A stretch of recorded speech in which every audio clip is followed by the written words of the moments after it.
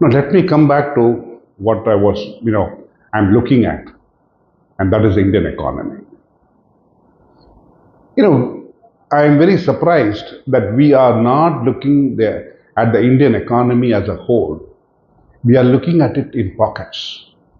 Don't we think that we as Indians should put ourselves together, hold our hands together, and look at it that what we are going to do about India? China is the envy of the world. Why? Because it has created a niche for itself in the world market, in the area of manufacturing, services, and supply. It has got its own. It doesn't mean that just because it had its resources, it was able to deliver. No. Other people were looking at China with confidence that they will deliver things on time and they will be able to produce the quality that the other people wanted, and they will be able to deliver what they required, not what we are happening here. The weakness in India is that we are not looking at assurance of quality. And that is one of the major mistakes we do. And that reason is because we have not developed the confidence with our investors. Many of these startups, many people do not rely on these startups. What these startups do? Many of these startups. I know one startup which I'm talking about 20 years ago. It was like a startup because two people came out of a company to set up a manufacturing for pesticides. And what did they do? They got money from foreign investors somehow. And first thing they bought was they took up a big place for setting up their office, plush offices, imported cars, and plush secretaries. And finally, at the end of the period, after 2 years, it went out the tube. That is not the attitude of that is not the attitude that an entrepreneur should have. An entrepreneur should be there where he starts off at zero and he remains at zero until his company becomes 100. If you look at the major industries, if you look at all the big industries which have grown over the period of time, they have not grown, investing in huge places, huge property, in plush offices. All of them started off in one-roomed, one-window offices. And that is how today they have grown big. And that is what we should follow. China created an atmosphere of efficiency, truth, and delivery. And that was the reason of its success. We have not done that. We are still, bogged down in our, the colonial way of thinking and what has been impressed upon us, that we are a weak nation. We are a set of people who cannot think for themselves. We are a set of people who need to be guided. We are a set of clerks. The mindset established by the British has been fully, deeply ingrained in us, and we have not been able to come out of it.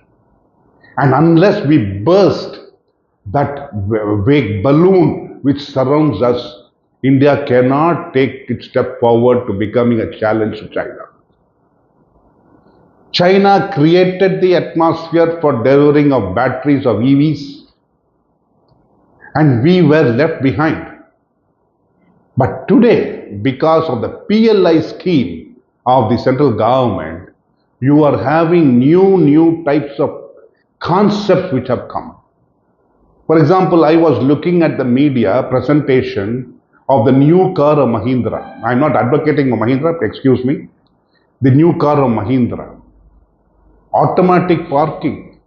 Something very surprising, which we never thought will come to India for the next 20 years.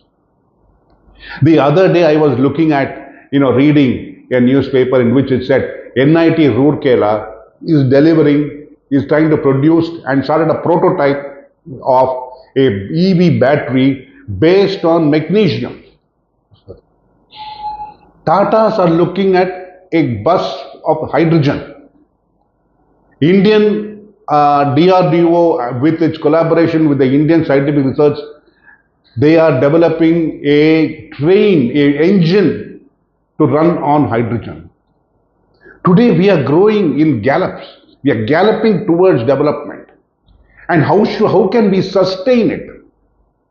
Not these old-fashioned thinking of, I go back to the old an analogy of why we are looking at, I should save tax, therefore I should invest. No.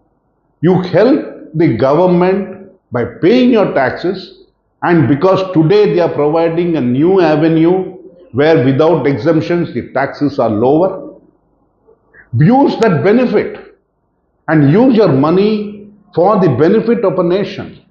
Don't spend it on, an extra shirt for 8,000 rupees. You need not require a shirt for 8,000 rupees. You require a shirt and that is all you need. Why I'm coming out with this angst is that we are not fulfilling our promises of what our forefathers thought about when we got our independence. Again, I go back to our forefathers. We started off with zero, or I would say negative. And today we have come, in leaps and bounds, we have come to this stage. And today we have capabilities of new concepts, new thinking. IITs, IIMs, NITs, RECs are working together. Defense research is now collaborating with private industries.